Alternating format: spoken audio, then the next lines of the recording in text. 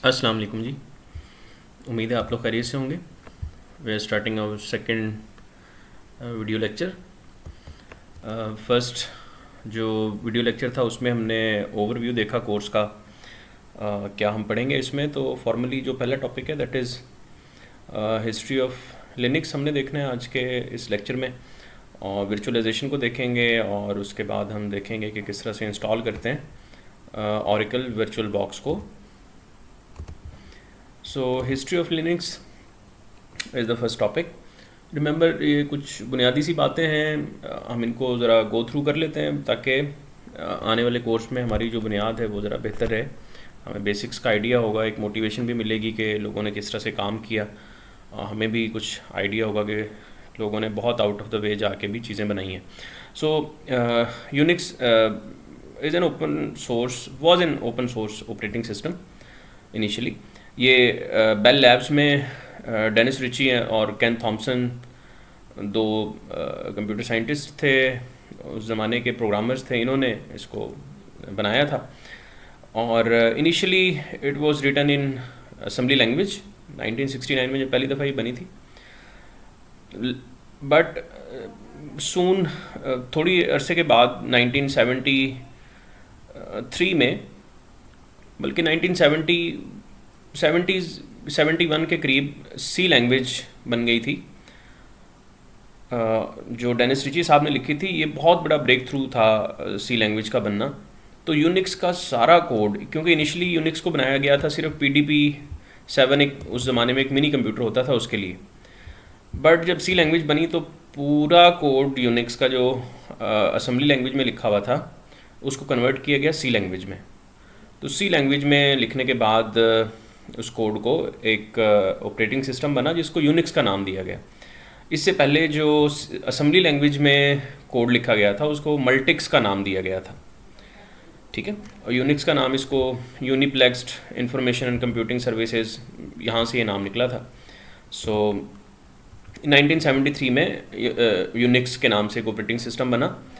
But फिर उसके बाद जो ग्रोथ हुई यूनिक्स की 1970s के आखिर में, एक और ऑर्गेनाइजेशन थी BSD के नाम से, Berkeley software distribution company.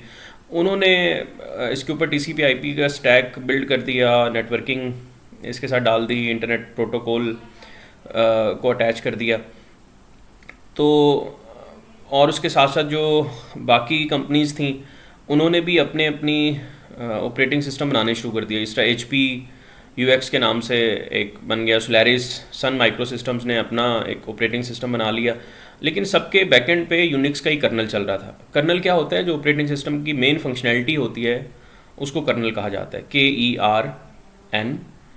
KERNEL, ये कर्नल होता है। ये फौज वाला कर्नल नहीं है, this is operating systems core part which is called kernel. तो फिर इशू ये हुआ कि फ्रेगमेंटेशन हो गई, मुख्तलिफ कंपनीज़ ने अपने अपने स्टैंडर्ड रखे, और क्योंकि उस वक्त में कोई ऑपरेटिंग सिस्टम के स्टैंडर्ड्स भी डिफाइंड नहीं थे जो सही मैनेज करती है, ISO स्टैंडर्ड्स होते हैं, सॉरी, तो वो भी उस वक्त डिफाइंड नहीं थे ऑपरेटिंग सिस्टम्स के लिए। तो ये हुआ कि एक कंपनी ने जो बनाई हुई है यूनिक्स, वो दूसरी कंपनी की बनाई हुई यूनिक्स के साथ कंपेटिबल नहीं थी। फॉर एग्ज़ाम्पल, मैं सादा सी मिसाल से समझाने की कोशिश करता हूँ कि HP वालों ने फॉर एग्ज़ाम्पल जो यूनिक्स बनाई उस पर जो प्रोग्राम लिखे उन्होंने वो पोर्टेबल नहीं थे, सोलारिस पे नहीं चलते थे, या BSD के बेल लैब्स वाली यूनिक्स के ऊपर नहीं चलते थे। तो ये इशू हुआ कंपेटिबिलिटी का, और लोगों ने इसको बेचना भी शुरू कर दिया। ये भी एक इशू हुआ, अपनी अपनी बिल्ड बना के अपने अपने ऑपरेटिंग सिस्टम्स के नाम रख के इसको बेचना शुरू कर दिया। Then there came man called Richard Stallman. ये कंप्यूटर साइंटिस्ट थे MIT में। इन्होंने एक प्रोजेक्ट शुरू किया GNU के नाम से।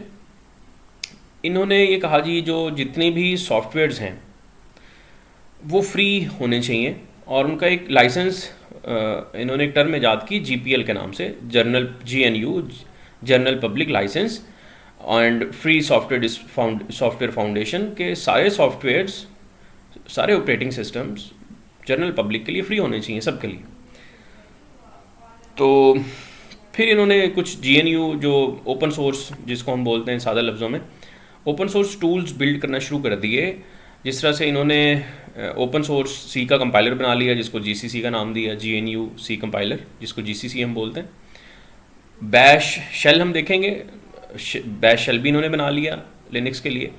लेकिन जो मेन चीज़ जो हमने जिस तरह बात की ना, कर्नल की जो मेन फंक्शनलिटी होती है ऑपरेटिंग सिस्टम की, वो कर्नल में होती है, जो हार्डवेयर के साथ वो इंटरेक्शन करता है, सिस्टम कॉल्स होती हैं, वो ये बिल्ड नहीं कर पाए कोई बेहतर तरीके से, क्योंकि कोर कंपोनेंट तो ऑपरेटिंग सिस्टम का ये कर्नल ही होता है बहरहाल। लेकिन बाकी कुछ चीज़ें इन्होंने ओपन सोर्स बनाना शुरू कर दी, यानी कर्नल ले लेते थे यूनिक्स का और उसके ऊपर अपने बैशल और कंपाइलर लगा के तो प्रोग्रामिंग कर लेते थे। बट असल चीज़ थी कर्नल को मॉडिफाई करना, उसको भी ओपन सोर्स करना GNU के लाइसेंस के मुताबिक। तो ये काम भी एक स्टूडेंट थे फिनलैंड के, लाइनस टोरवाल्ड, और ये यूनिवर्सिटी ऑफ हेलसिंकी में पढ़ते थे। और इन्होंने अपनी पढ़ाई के दौरान में ही कुछ इन्होंने फ्रस्ट्रेशन थोड़ी सी फेस की कि जो ऑपरेटिंग सिस्टम लिखा गया था, एंड्रयू टननबाउम जिन्होंने OS की किताब भी लिखी है, इन्होंने कोई ऑपरेटिंग सिस्टम बनाया हुआ था यूनिक्स का ही स्टूडेंट्स के लिए, मिनिक्स के नाम से, और ये स्टूडेंट्स के लिए था, फ्री होता था, स्टूडेंट्स इसको यूज़ कर लेते थे। लेकिन वो उसमें बहुत ज़्यादा लिमिटेशंस थी उस ज़माने में, तो स्टूडेंट्स बहुत ज़्यादा कोई प्रोफेशनल काम नहीं कर सकते, तो उस पर वो सिर्फ अपनी जो रोज़मर्रा के काम होते हैं, असाइनमेंट्स और क्विज़ेज़ और मिनी प्रोजेक्ट्स, ये वो कर लेते थे। तो ये साहब जो लाइनस थे ये बहुत परेशान थे इस सूरत हाल से। उन्होंने फिर एक कर्नल लिखा जो उन ओपन सोर्स चीज़ें जो पहले से बन चुकी थी उनको यूज़ करते हुए चल सकता था, उनके साथ कंपैटिबल था। इनिशियली इसने कहा जी ये मैं जो बना रहा हूँ ये फ्री ऑपरेटिंग सिस्टम है, लेकिन ये कोई इतना प्रोफेशनल नहीं है जिस तरह GNU जो एक्सपेक्ट कर रहा है कि हम स्टेट ऑफ द आर्ट चीज़ बनाएंगे, लेकिन उतना अच्छा नहीं है। लेकिन इससे इतना मोटिवेट हुए उस ज़माने के लोग भी इस लाइनक्स के काम से कि लोगों ने इसको ऑन कर लिया इस चीज़ को और ख़ुद से डेवलपमेंट शुरू की। और इसकी 1991 में इन्होंने ये पहली दफ़ा जो ऑपरेटिंग सिस्टम लिखा था, जो कर्नल लिखा था, उसको लाइनक्स कहा। लाइनक्स इसका नाम था तो इसको लिनक्स का नाम दे दिया इन्होंने। इसको लाइनक्स भी पढ़ते हैं लोग, लिनक्स भी पढ़ते हैं, लेकिन जो मशहूर प्रोनाउंसिएशन है वो लिनक्स ही है। तो 1993 में स्लैकवेयर और डेबियन के नाम से दो इसकी डिस्ट्रीब्यूशन आ गई, और उसके बाद 1994 में यानी आप सिर्फ अंदाज़ा कर लेंगे 3 साल के दौरानिए में एंटरप्राइज लेवल पे बड़ी बड़ी कंपनीज़ में भी लिनक्स ने रिप्लेस करना शुरू कर दिया यूनिक्स को। जो लोग बेच रहे थे उसको ओपन सोर्स एक free of cost operating system बन गया रेड हैट के नाम से, जो कि लिनक्स बेस्ड था, और ये बिल्कुल कमर्शियल वर्जन था लिनक्स का, और एंटरप्राइज लेवल पे वो यूज़ होना शुरू हुआ, अब तक हो रहा है, लोग इसको इस्तेमाल कर रहे हैं लिनक्स के इस फ्लेवर को। फिर आहिस्ता आहिस्ता ये हुआ कि यूनिक्स जो थी, जो 1969 में बनी थी और उस पर लोगों ने उसको बेचना शुरू कर दिया था अपने अपने कंपनीज़ के नामों से, वो आहिस्ता आहिस्ता ख़त्म होना शुरू हुई, क्योंकि उससे बेहतर चीज़ और बहुत अपडेटेड चीज़ लोगों को मिल रही थी free of cost. So this is the history of Linux and Unix. 2000s में मज़ीद डेवलप हुई लिनक्स, और इसकी ग्रोथ बढ़ती गई, डोमिनेट करती गई है इंडस्ट्री को। रेड हैट एंटरप्राइज लिनक्स के नाम से ये इंडस्ट्री में यूज़ होती रही। 2004 में एक बड़ा ब्रेक थ्रू हुआ, यूबंटू के नाम से एक डिस्ट्रीब्यूशन बनी। This was easy to use like Windows. इसका एक डेस्कटॉप वर्जन होता है जो स्टूडेंट्स के लिए पर्टिकुलरली और लिनक्स के इन्वायरमेंट को सीखने के लिए बहुत बेहतर है और इजी टू यूज़ है। तो हम इसी को यूज़ करेंगे जो यूबंटू है, स्टूडेंट्स के लिए और डेवलपर्स के लिए बहुत बेहतर डिस्ट्रीब्यूशन है इसकी। देन एंड्रॉयड भी ओपन सोर्स है। This was build using Linux kernel, ये भी उसी कर्नल के ऊपर बिल्ड हुआ हुआ है। This was a major contribution of Linux community. अब आज के दौरान वक्त में अगर हम 2020s की बात करें तो लिनक्स हर जगह मौजूद है।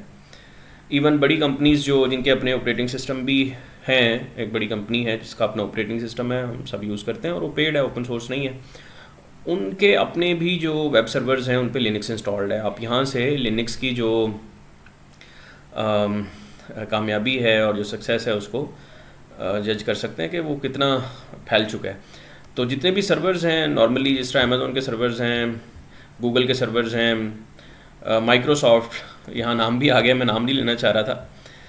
माइक्रोसॉफ्ट खुद भी लिनक्स के ऊपर रिलाई कर रहा होता है, specially in where the server operating system is required. हालांकि माइक्रोसॉफ्ट का अपना भी सर्वर ऑपरेटिंग सिस्टम मौजूद है, माइक्रोसॉफ्ट विंडोज़ सर्वर के नाम से।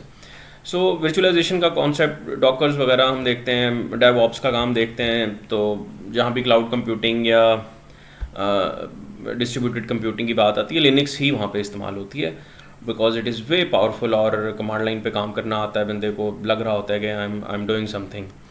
GUI का काम कम होता है इसमें, बट GUI सिर्फ निशानी के लिए रखा हुआ है उन्होंने कि है, बट ज़्यादातर काम हम कमांड लाइन पे ही करते हैं। तो 2023 के जो स्टैट्स हैं उनके मुताबिक जो वर्ल्ड के 500 सुपर कंप्यूटर्स हैं वो लिनक्स को इस्तेमाल करते हैं। और इसकी वजह ये है, जिस तरह मैंने पहले भी बात की, कि फ्लेक्सिबल है, ये बहुत पावरफुल टूल है। Performance wise, scalability wise, security wise it is much better than other operating systems.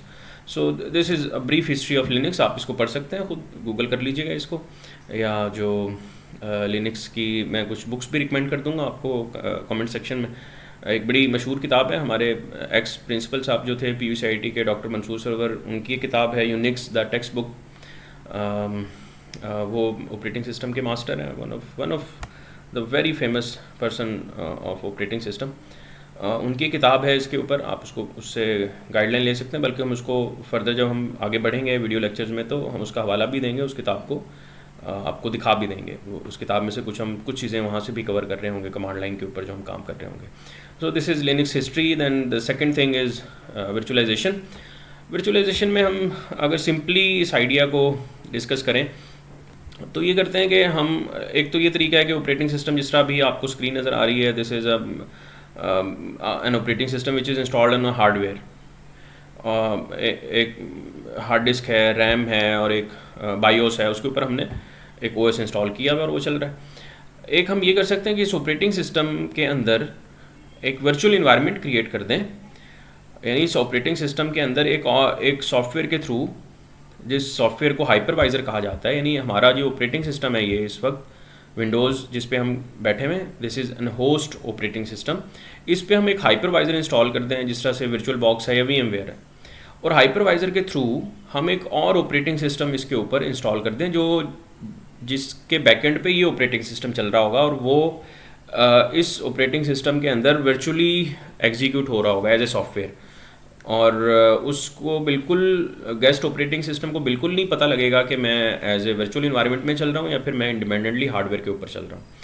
तो ये काम हम हाइपरवाइज़र के थ्रू कर सकते हैं। हाइपरवाइज़र एक सॉफ्टवेयर होता है जो वर्चुअल मशीन्स को मैनेज करता है, यानी गेस्ट ऑपरेटिंग सिस्टम्स को। तो हम एक हाइपरवाइज़र को इंस्टॉल करके देखते हैं, which is virtual box. VMware भी अच्छा है, आप VMware इंस्टॉल कर सकते हैं, but virtual box is more commonly used as compare to VMware। So VMware और वर्चुअल बॉक्स के अलावा भी कुछ और सॉफ्टवेयर्स हैं, ये दो ही नहीं है, और भी हैं इनके अलावा जो हाइपरवाइजर्स हैं।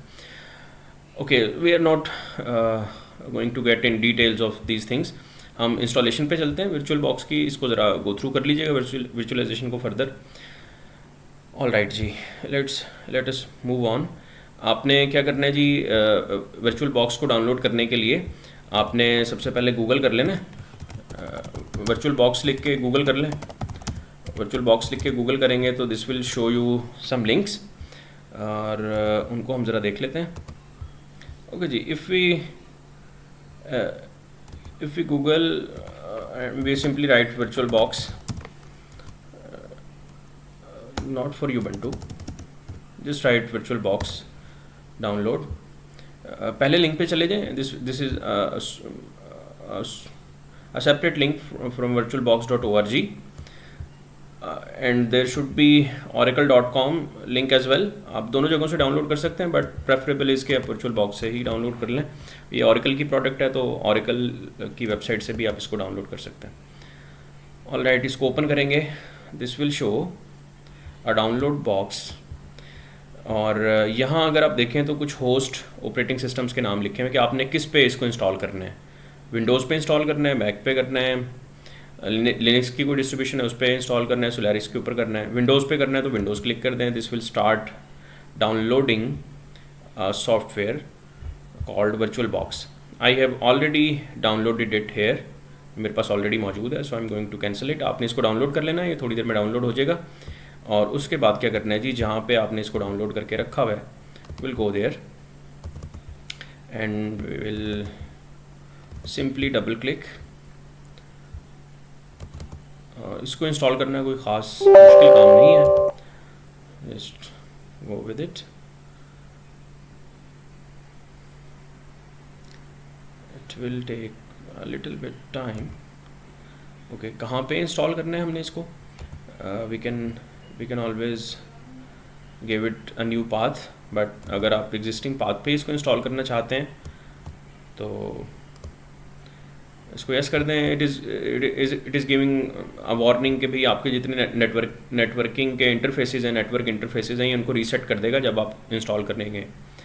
तो मिसाल के तौर पे हो सकता है आपके वाईफाई के पासवर्ड को रीसेट कर दे, तो ज़्यादा से ज़्यादा यही नुकसान होगा, इससे ज़्यादा नहीं होगा. आमतौर पे नहीं करता वो भी, बस वार्निंग देता है. तो यस कर दें. कुछ आपने जहाँ जहाँ शॉर्टकट्स करनी है क्रिएट, वो क्लिक कर दें, अदरवाइज़ नेक्स्ट कर दें एंड इंस्टॉल कर दें.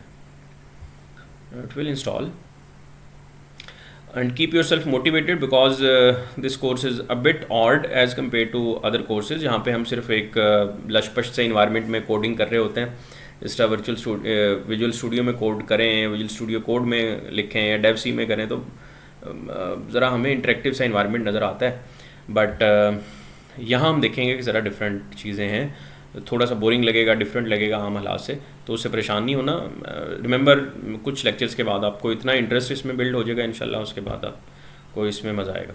देन स्टार्ट करने हैं वर्चुअल बॉक्स को, इसको फिनिश कर देते हैं. This will automatically start it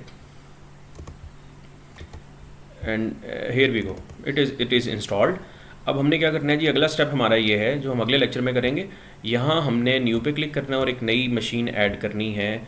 और नई मशीन कैसे ऐड करेंगे हम जनाब, यहाँ पे उसका नाम देंगे, जिस तरह से यूबंटू हमने इंस्टॉल करना है, तो ये हमें खुद ही यहाँ पे यूबंटू ऑटोमेटिकली सिलेक्ट कर देगा. मशीन का नाम हम यहाँ बता रहे हैं, किस ऑपरेटिंग सिस्टम को इंस्टॉल करना चाह रहे हैं हम. लिनक्स है, उसके अंदर यूबंटू है, 64 बिट है. नेक्स्ट करेंगे, उसके बाद हम इसको एक ISO इमेज दे देंगे उस डाउनलोडेड ऑपरेटिंग सिस्टम का. और ISO इमेज कहाँ से मिलेगा हमें? जिस तरह हमने यूबंटू इंस्टॉल करना है तो यूबंटू का लेटेस्ट इमेज हम इंटरनेट से ले लेंगे. और वो कहाँ से मिलेगा हमें? जिस तरह हमने लिखा था वर्चुअल बॉक्स डाउनलोड, तो हम लिख देंगे Ubuntu download Ubuntu desktop. This is the link. जो इस वक्त यूबंटू का वर्जन है लेटेस्ट, जो LTS है लॉन्ग टर्म सपोर्ट के साथ, दैट इज़ 24.04.1. ठीक है, तो ये स्टेबल वर्जन मौजूद है. इससे पुराने वर्जन भी आपको मिल जाएंगे. इसको आपने डाउनलोड कर लेना है. मैंने इसको डाउनलोडिंग पे लगाया हुआ है इस वक्त. It is taking lot of time for downloading because it is 5.8 GB. सो ये कोई इशू नहीं है, ये डाउनलोड हो जाएगा. उसके बाद हम इसको इंस्टॉल करना सीखेंगे अगली वीडियो में. तब तक के लिए अल्लाह हाफिज़.